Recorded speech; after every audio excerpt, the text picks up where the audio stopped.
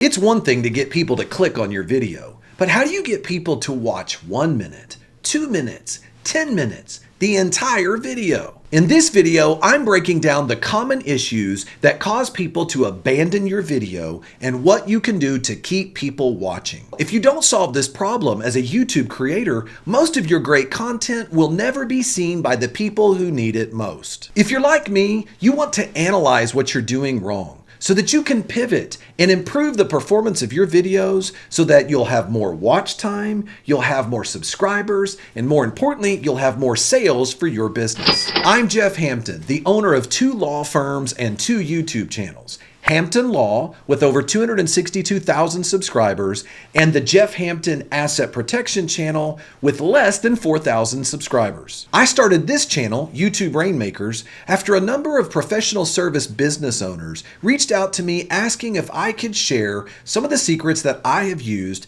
to help grow my law firms through the power of YouTube. So I will share with you different tips and techniques that I have used to grow not only my channels to over $200,000 a year in ad revenue, but to add multi-7 figures in sales to my law firms. Now, you've put all the time and effort into creating a video that not only showcases your expertise, but more importantly, answers a problem question for your viewer, only to find out that it doesn't make the impact that it should have made because it's not reaching the viewer because you have such a high abandonment rate on your videos. What good does putting together a video do if you find people starting to bounce off your video in less than 30 seconds? We need to first understand what brings a viewer to click on a video in the first place. The title and the thumbnail that the viewer clicked on set an expectation for that viewer that they hope will be realized in the first 10 to 20 seconds of your video. When that expectation is fulfilled for the viewer,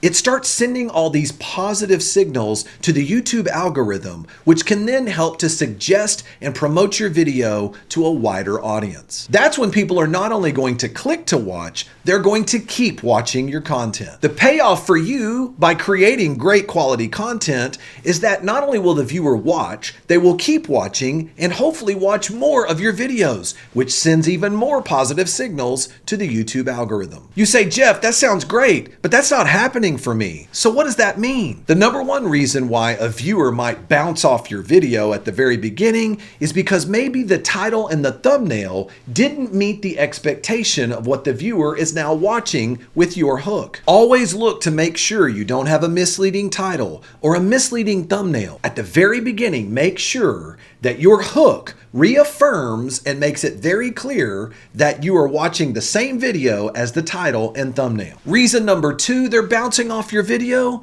is maybe the content is just lame. Sometimes the value just isn't enough for the viewer. Everybody comes to a video with a certain expectation of the amount of value they're going to receive by watching. If that value you provide does not measure up with their expectation, you're going to have much lower watch time and poorer video performance. So what should you do? How do you hook a viewer and keep them watching your video? I'm giving you 3 action steps you can do right now to improve this. Number 1, create your title and thumbnail for your video first and focus on creating curiosity to earn the click. But what I find is that most creators think their thumbnails and titles are already awesome. I want to encourage you to do some research. Look for other creators that are in your niche doing what you are doing, but they're doing it at a much higher level. Compare their thumbnails. Look to see what's working for them. And then I want to encourage you to spend as much time crafting the title and thumbnail as you do on creating the video content itself. Why? Because it doesn't matter how amazing your content is if you don't put together a winning combination of a title, thumbnail, and hook to get people into your video. When I have creators come to me and professional service business owners saying, Jeff, my abandonment rate is high, I have people bouncing off my videos, my click-through rate is low, the first thing I do is let's take a look at your title, your thumbnail, and your hook to solve the problem. But what if your title and your thumbnail are right on point and they look great? Now we need to take a look at your hook. Action point number 2, make sure that your hook immediately reaffirms the title and the thumbnail, and it's crystal clear. A good rule of thumb is that the first 10 to 15 seconds of your video should focus on reaffirming the title and the thumbnail and letting the viewer know they are clearly about to get a payoff on their choice to click on your video. In fact, one of the biggest mistakes I see educational content creators make is that they spend the first 2 to 3 minutes on their video bragging about themselves and all their credentials and all the things that they've accomplished, and then they wonder why people are bouncing off their video almost immediately. Do you really think people are going to sit around and wait for you to finish bragging on yourself in the first 2 minutes of your video? No chance. Instead, hook people by creating curiosity on the nugget of educational content that you're going to provide to solve the viewer's problem. And then give them a preview of what that solution's going to be by reminding them of the stakes if they don't hang around. In other words, if they choose to bounce off the video, they could miss out on something that could transform their life. For example, in this video, I opened up with a hook that was very clear that I was going to share with you techniques to keep people watching. And it was directly related to the title and thumbnail.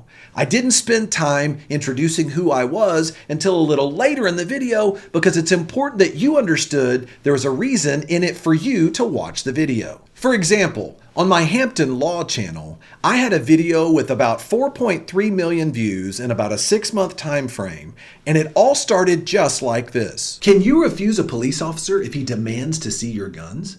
Well, it depends. We're going to look at 2 different situations. One, if a police officer or an ATF agent shows up at your front door and he demands to see your guns. Number 2, we're going to look at a situation where if you get pulled over for a traffic stop and now a police officer wants to search your car to see your gun.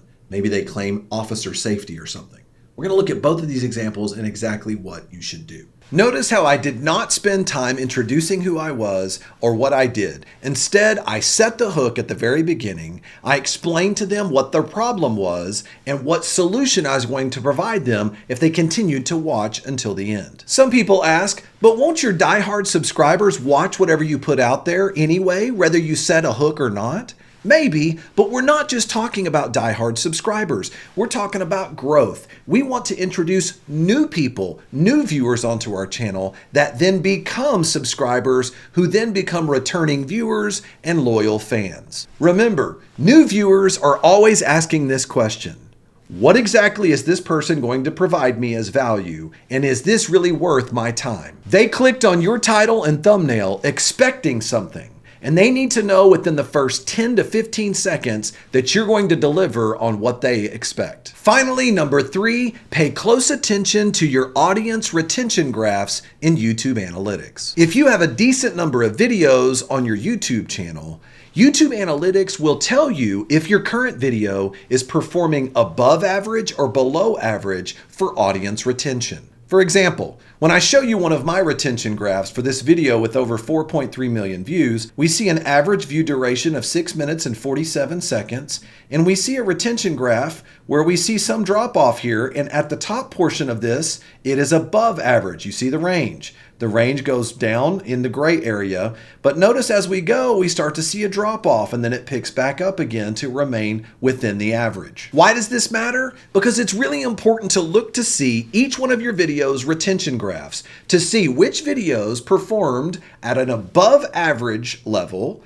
and what type of hook did you use? Did you use a different type of hook or introduction? Did you use B-roll at the very beginning? Or maybe you used just your face with an introductory hook. Dig deep to see what style differences between these videos contributed to your success. Maybe on one of your videos that had a higher retention above the curve, that might have been because you used B-roll at the very beginning.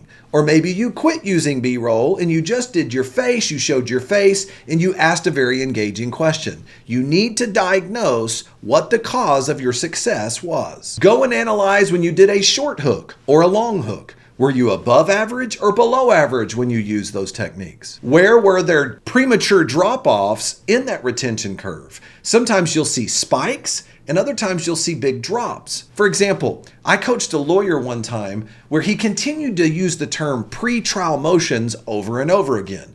every time he used the word pretrial motions, you would start to see a dip in the actual retention on his actual retention curve. Instead, he replaced all of his legal jargon with actual common language. Instead of saying pretrial motions for a pretrial hearing, he began to say things like, "We came into court before trial and fought hard for our client." And by the way, what do you think happened? He started to see his retention curve level out. As a result of this, he began to get more watch time, more views, and more subscribers to his channel. But he would have never known this if he did not take a look at his retention graphs and find out what was causing increases or decreases in viewership on his graph. As a growing creator and business owner, you should always be looking for patterns in your videos so that you can pivot and improve. What about you? What type of challenges are you having with your content? Share your comments below and we can cover these issues in future videos. Now, speaking of viewers watching, did you know that there is a very simple technique that you can start using right now on YouTube that will not only increase your watch time, but will also make it easier for the algorithm to work for you rather than against you? Check out this next video where I break it all down for you. See you over there.